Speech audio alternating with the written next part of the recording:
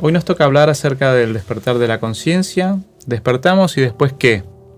Esta es la gran pregunta, porque hoy actualmente todo el mundo dice, bueno, hay que despertar, estamos despertando, y luego se ve que mucha gente cuando despierta no sabe el trabajo que tiene que hacer. O eventualmente hay muchos que creen que despertar y no hay trabajo luego. El trabajo empieza luego de despertar. El trabajo no es llegar a despertar, sino es qué hacemos después de que despertamos. Ahí está el trabajo.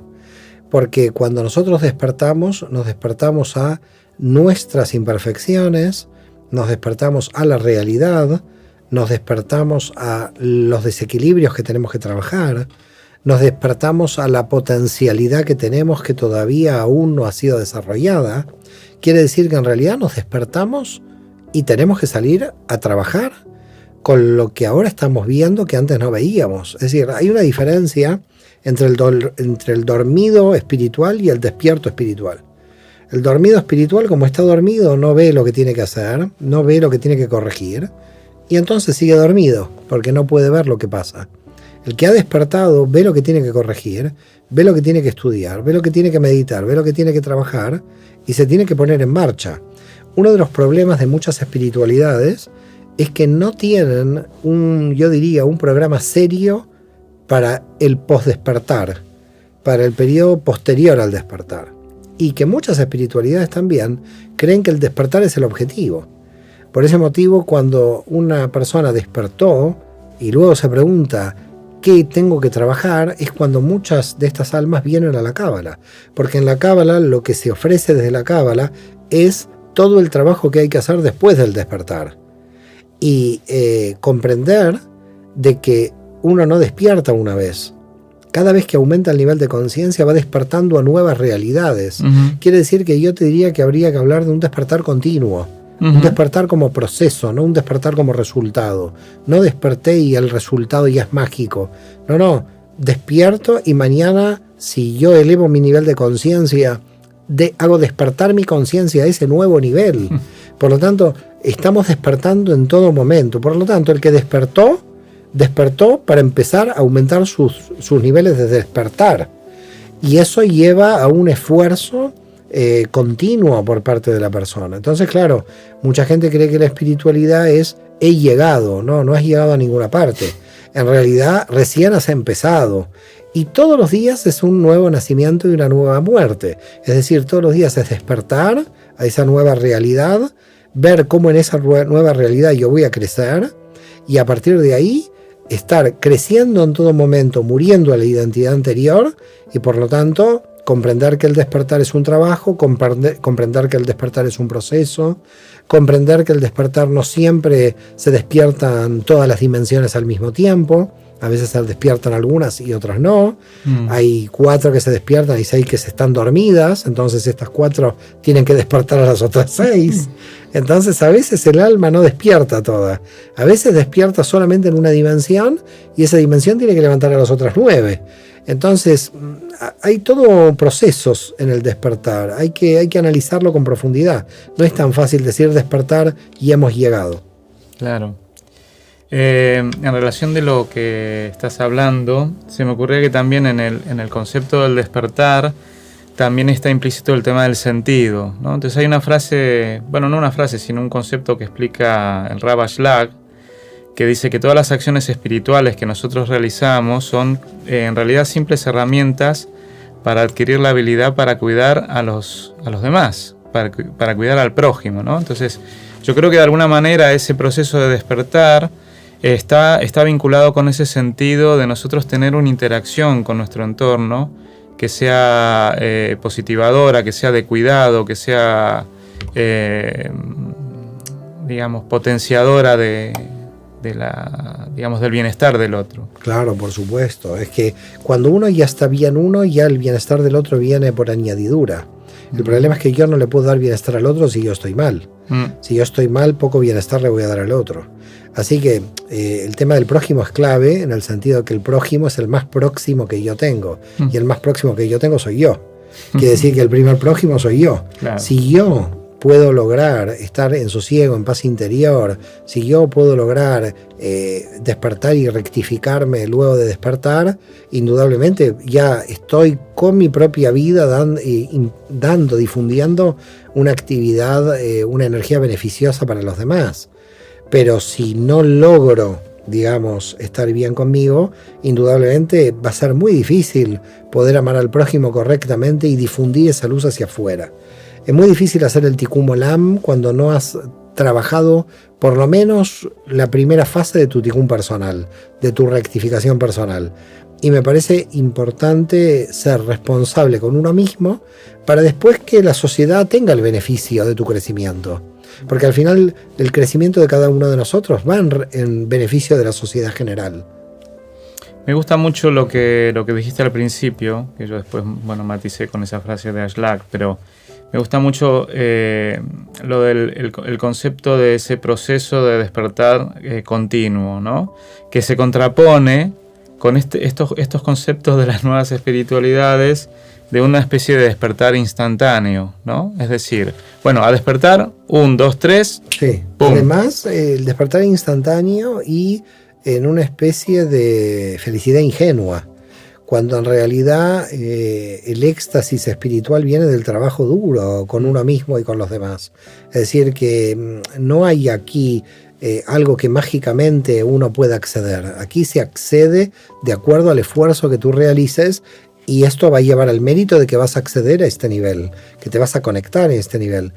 Por lo tanto, claro, en las nuevas espiritualidades hay, por supuesto, de todo, no se puede generalizar, pero sí queda claro de que hay algunas personas que creen erróneamente de que en el despertar ya se ha llegado, ¿no? Se tiene que dar el resultado definitivo a la vida personal, ¿no? El resultado definitivo en una vida personal no existe. Hay un proceso continuo de crecimiento cada día a niveles de conciencia superiores, que esto es lo que demuestra realmente si uno está o no en la espiritualidad. Porque si no, también lo que puede suceder es que mucha gente cree estar en el mundo espiritual y está en un bucle mental. Está en un autoengaño. Hay mucha gente autoengañada.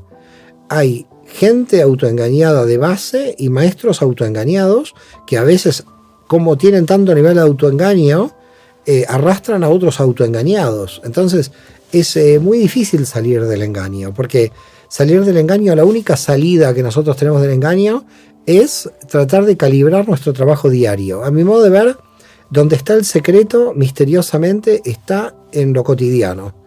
En ese trabajo cotidiano, ese trabajo de hormiga, que inclusive es el trabajo menos visible, ni para tus alumnos, ni en las redes, ni para tu prójimo. Es el trabajo invisible que tú estás haciendo lentamente en tu interior todos los días. Y ese trabajo es el que da el resultado final. Ahí sí, porque estás en el proceso de crecimiento. Lo que pasa es que en un mundo donde la gente quiere acceder a este nivel en forma automática, ¿no? Fíjate, ¿no? Haremos y escucharemos, dice el texto de la Torá.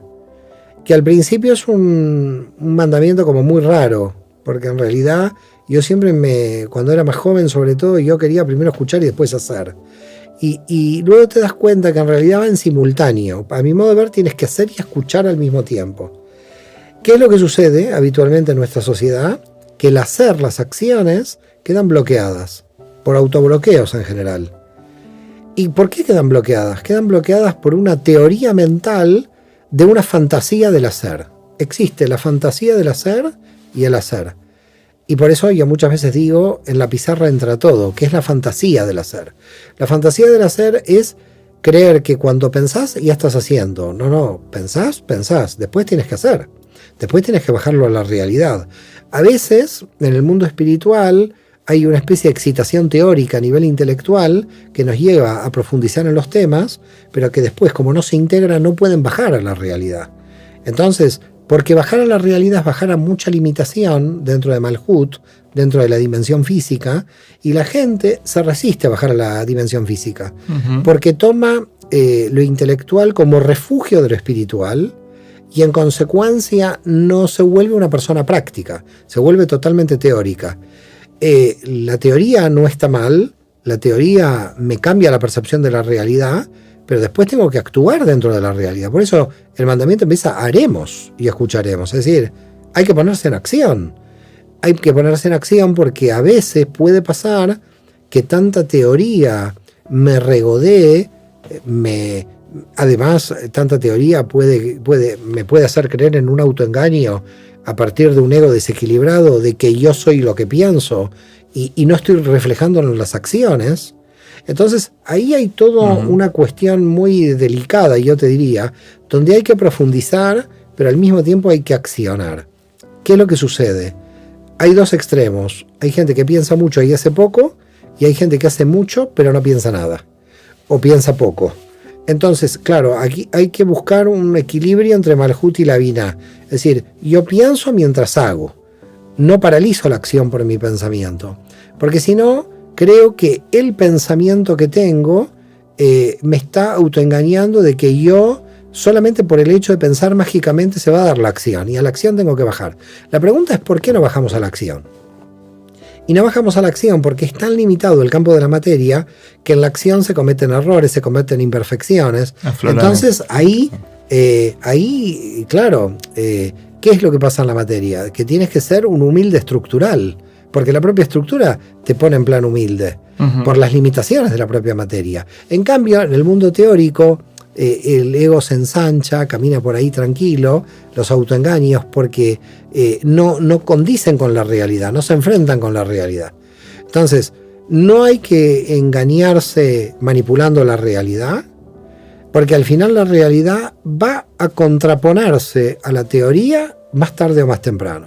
Es decir, la realidad de los hechos terminan mostrándose en su desnudez, independientemente de lo que tú pienses. Por lo tanto, es bueno, y por eso fíjate por dónde empieza la Kabbalah. La Kabbalah empieza por cómo operan las leyes del universo.